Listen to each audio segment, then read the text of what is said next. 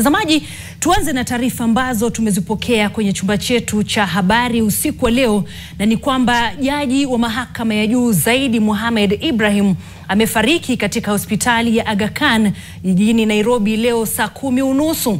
Alikuwa amerejeshwa nchini kutoka India alikokuwa amelazwa na amefariki katika hospitali ya Aga Khan jijini Nairobi.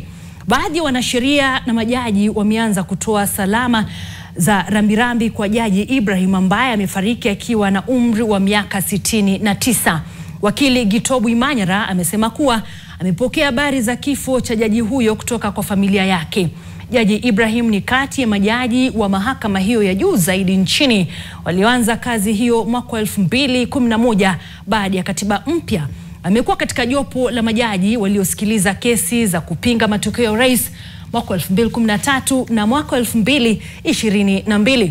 Ibrahim ametajwa kuwa mwanasheria mkakamavu ambaye alihusika katika siasa za ukombozi wa pili kati ya mambo mengine.